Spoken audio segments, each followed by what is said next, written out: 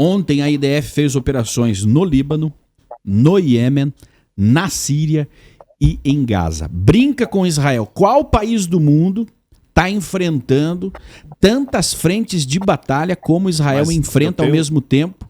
E, detalhe, contra terroristas. É importante falar isso aí porque eu estava assistindo a televisão no final de semana, um grande canal aqui a cabo de notícias. Ok. E a repórter, apresentadora, dizendo que nesses 2 anos de guerra, Israel atacou aquele país. Ou seja, olha a versão, olha a narrativa. Israel atacou o Iêmen, Israel atacou o Líbano, Israel atacou o Irã, Israel atacou outros países. Agora acontece o seguinte, por que Israel atacou? Ele foi o primeiro atacado, né? Terroristas, No dia 8 de outubro, um dia depois do dia 7, Israel foi atacado sem a menor explicação pelo Hezbollah, do Líbano, em apoio ao grupo terrorista Hamas. Israel foi atacado lá do Iêmen pelos Houthis, Israel foi atacado pelo Irã e Israel depois foi respondendo. Essa é a versão que a mídia omite ou se esquece, né, André? Que já 7 de outubro faz quase 2 anos. Imagina quando forem daqui 15, 20, 80 anos, como aconteceu a Segunda Guerra Mundial, 80 anos que ela terminou. As pessoas esquecem, mas se a gente não ficar batendo na tecla do 7 de outubro, por que essa guerra começou, daqui a pouco as pessoas vão esquecer o 7 de outubro. Não, já esqueceram. Você tem ali pronunciamentos de líderes globais que nem sequer falam disso, né? Quando o presidente do Brasil, infelizmente, vai discursar, quando ele abre a boca, ele só lembra que Israel está atacando palestinos, porque ele não lembra que existe Hamas, né? Israel matou mais crianças, Israel atacou mais um hospital, mas ele não fala como tudo isso começou, ele não lembra. Por quê? Porque não interessa isso. O que interessa é sustentar a narrativa. E alguém disse o seguinte, não, o Lula, ele não é antissemita, ele não odeia Israel, ele serve a interesses. Se ele fala, se ele tem coragem de falar, se ele tem coragem de externar isso, né, para que as pessoas ouçam, ele é antissemita sim. Porque o antissemitismo, ele não é só antissemita quem diz, né? Quem tem lá uma cartilha na mão, né? É quem está envolvido diretamente no processo. Não, ele só foi uma ferramenta. Não, ele está envolvido diretamente no processo de destruição de Israel. Porque ele é um presidente da República e o que ele fala tem repercussão real aqui dentro. Né? Então, é um discurso vazio. Não, o Lula não sabe o que ele está fazendo. Ele sabe muito bem o que ele está fazendo. E não é só por dinheiro, não. É ideologia. Ele pensa mesmo assim de Israel. Ele poderia não ser um antissemita há algum tempo atrás, embora eu acredito que sempre tenha sido um antissemita. Mas... Só que antes ele ainda poderia ser reeleito, tinha mais agora ambições. Ele foi pro tudo ou nada, político-partidárias. Agora está em final de carreira. Mas olha só, a gente tem algo para falar sobre o Líbano que eu acho que é extremamente importante. Diga lá, André. Exatamente no dia de hoje, há um ano atrás, nós estávamos muito felizes porque Israel fez aquela coisa incrível de explodir os pagers. Foi exatamente um ano hoje que os pagers explodiram. Isso mesmo. Então, assim, incrível que foi, né? Essa ação do governo de Israel foi realmente, assim... Nossa, particular, foi incrível, foi assim... Ficou para a história. Incrível, na minha opinião. Ficou para a história. Isso aconteceu já um ano atrás.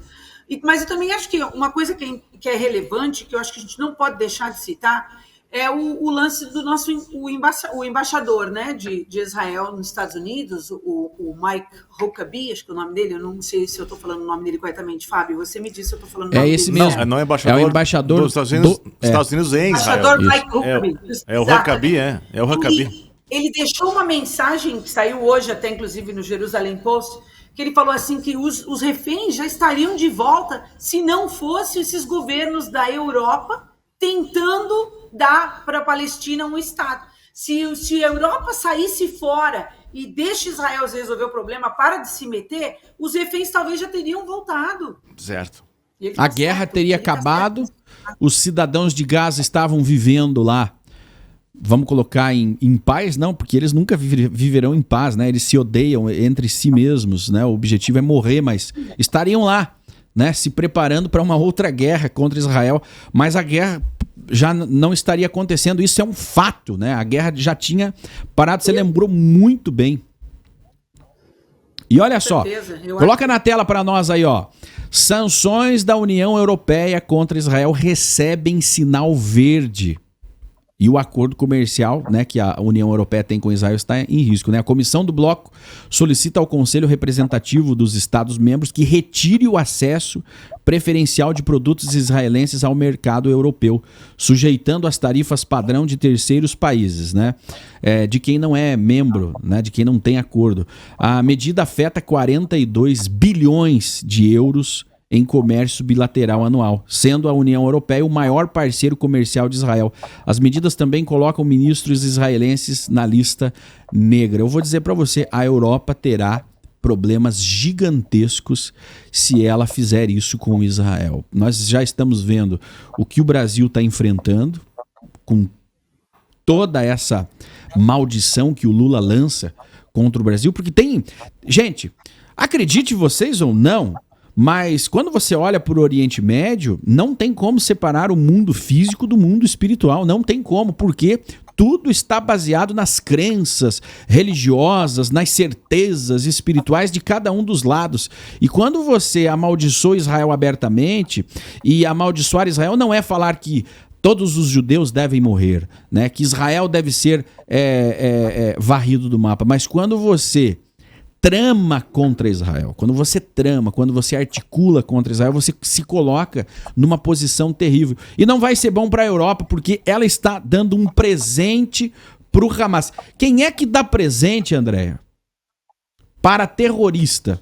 Você, quando você vê os seus filhos fazendo alguma coisa errada, você não presenteia, você, né, corrige. Puxa a orelha. Você puxa a orelha.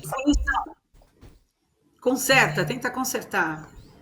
Agora, nós estamos vendo os europeus entregando para o Hamas um presente dizendo o seguinte: continuem a guerra, porque o objetivo de uma guerra contra Israel, e é isso que o Ocidente não compreende, porque, por enquanto, os terroristas não estão invadindo os Estados Unidos, não estão invadindo a Europa, embora já estão lá dentro, né? Faz muito tempo, e estão matando, estuprando, fazendo de tudo lá dentro da Europa, e eles agora que estão começando a perceber. Mas, quando você sanciona Israel em apoio à causa palestina, você diz para o Hamas: continue, vá em frente, sequestre mais, mate mais, né? Invada de novo. Eu vou dizer uma coisa, a Andréia conhece, eu li uns tempos um livro que eu recomendo fortemente, que é Em Defesa de Israel, Alan Dershowitz, advogado americano. Esse livro foi escrito há 20 anos ou mais, pelo menos ali em 2003, 2004.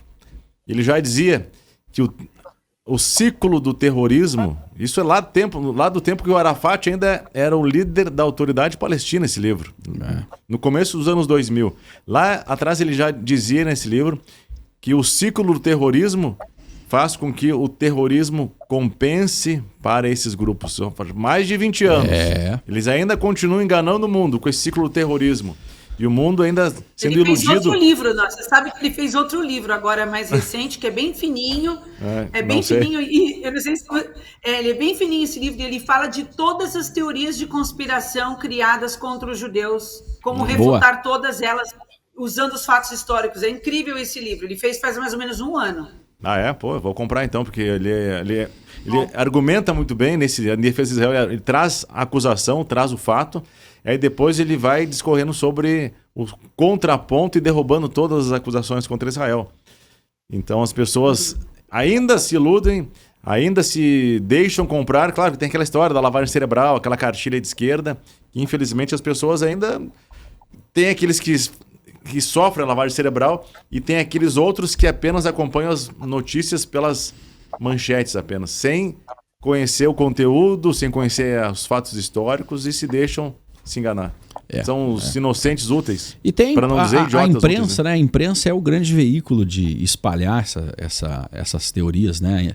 Um maluco fala, mas se ninguém desse bola pro doido, né? Ele seria, ele passaria despercebido, mas quando a imprensa repercute com gosto, né? A imprensa fica repetindo aquela mentira e ela se torna a verdade. É uma tática nazista, inclusive, né? Repetir a mentira para que ela vire Goebbels, uma verdade. Né? Você vai desconstruindo, tirando a humanidade dos judeus. Afinal de contas, eles estão matando milhares de crianças. Então justifica lançar, inclusive, uma bomba nuclear em Israel. É esse ponto que eles estão esperando construir. Para você que chega agora, seja muito bem-vindo. Não pegou do começo? Volta o programa lá, coloca aí no 1.5, 2.0 e você vai pegar todas as informações hoje com a Andrea Orsi, com o Fábio Rosenfield do Likud, onde nós estamos comentando o que está acontecendo em Israel, uma hora decisiva que Israel está vivendo neste exato momento. Olha só o Roberto Melo que fez aqui um superchat, obrigado Roberto. Ele fala o seguinte: boa tarde, parabéns pelo canal. A guerra em Gaza agora será muito difícil. Se Israel já tinha paciência, agora deve dobrar tal comportamento. Deus abençoe o povo israelense. Muito obrigado, Roberto. E realmente vai ter que ter muita paciência. São 800 mil pessoas que estão lá esperando que algo aconteça, e o Hamas em festa porque ele tem 800 mil escudos humanos para jogar contra Israel, Andréa. Olha, eu vou dizer uma coisa para você, quando as pessoas perguntam, pelo menos para mim, eu imagino que para vocês também, mas por que Israel realmente está tentando cometer um genocídio? Essa é o que a gente mais escuta. Eu fico me perguntando, como que você pode dizer isso? Se Israel realmente quisesse cometer um genocídio, teria jogado uma bomba ali e já teria acabado tudo. Mas o fato de que Israel está constantemente entrando com soldados, com uma técnica diferente, com um outro tipo de uma manobra diferente para poder liberar trazer os reféns com vida, isso, qualquer pessoa com 2 neurônios pensantes vai entender que essa narrativa é falsa. O problema é que a narrativa falsa, como você mesmo disse atrás, ela está sendo repetida tantas vezes que as pessoas não estão se dando conta que elas não estão pensando mais.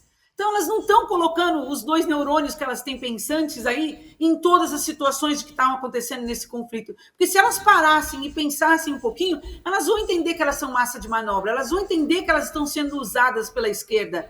E o que realmente me chateia demais em todo esse conflito entre Israel e Gaza é que se as pessoas realmente elas pensassem e soubessem realmente o que está acontecendo ali, sem ficar usando, sem ser usada como essa massa de manobra, a gente não estaria hoje passando o que a gente está passando na mídia, né? Porque a mídia hoje está levando isso aí para um outro, né? Para um outro nível, né? Um outro level de guerra. Então, o que eu sempre falo, a situação em Gaza, ela vai acontecer, mas ela vai chegar na mídia distorcida, e aí Israel tem que pegar essa distorção, se defender e mostrar a verdade. E a gente vem fazendo isso desde o início, e nós estamos cansados de fazer isso.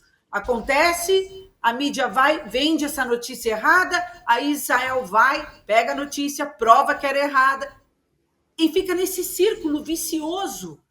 A gente tem que estar se defendendo todo o tempo, porque eles não conseguem passar uma informação sequer que realmente seja correta que está acontecendo ali. Você não vê desse jeito, Fábio? Sim, e você pega, André e Fábio e telespectador amigo, primeiro, se você apoia Israel, tá chegando agora, digita aí a bandeirinha de Israel, vamos mostrar para o YouTube que Israel tem apoio, para o YouTube entregar esse conteúdo para mais pessoas. Você percebe que todas as informações que a mídia passa, e a ONU também faz lá relatórios, elas são informações entregues pelo Hamas. Né? Essa semana saiu um relatório. Pega a sua bandeira, pega a sua bandeira. Exatamente, muito bem, André. Pega a sua bandeira de Israel e coloca aí, manifeste. Sai o relatório da ONU que Israel realmente está cometendo genocídio lá na faixa de Gaza. Saiu o relatório, a comissão, né, divulgou, a imprensa, foi como acender pólvora, né? A imprensa repetiu isso 1 milhão de vezes ou mais. Aí você pergunta, mas da onde são esses dados? São dados fornecidos pelo Ministério da Saúde do Hamas. Tem uma questão interessante, não é apenas esses dados, ok, são dados, mas acontece que eu vou dizer uma coisa, a questão é lá atrás. Quando foi concebida essa situação chamada de genocídio foi em 1948, logo depois da Segunda Guerra Mundial, para conseguir, digamos, retratar o que fizeram com os judeus durante o Holocausto. Então eles chegaram ao conceito de genocídio, certo? Então, de lá para cá, as pessoas ficam usando assim, genocídio, genocida, genocídio. Aqui também no Brasil, no tempo da pandemia, é o genocida, não sei o quê. Mas acontece que, para ser considerado um crime de genocídio, presta atenção, olha só, para quem é do direito ou para quem não é do direito, deve haver o dolo.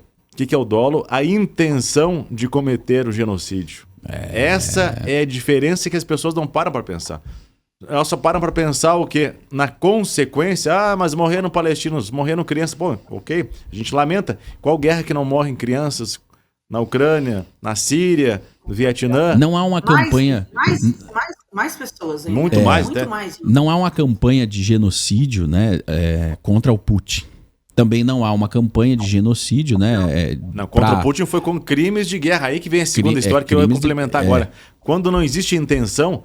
Quando existem efeitos colaterais da guerra, civis morrem, infelizmente morrem numa guerra, qualquer guerra, a proporção são 10 pessoas mortas, 9 civis e 1 militar.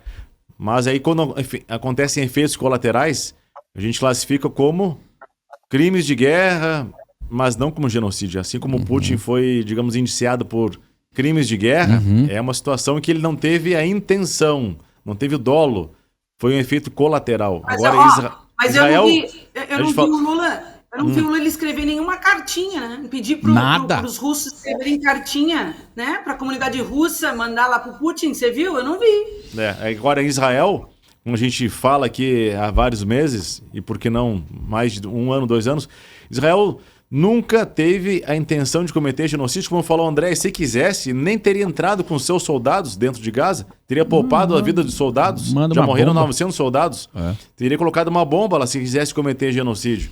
Mas justamente por não querer cometer um genocídio, Israel avisa, lança panfletos, mensagem de SMS nos telefones celulares do pessoal lá que mora em Gaza, anuncia um grande ou suficiente tempo de antecedência, quando vai estourar aqueles prédios onde tem os escritórios e os depósitos de armas do Hamas, para que a população civil se retire. Aí você pode ver até em relação ao fato, ninguém para pensar, nem presta atenção.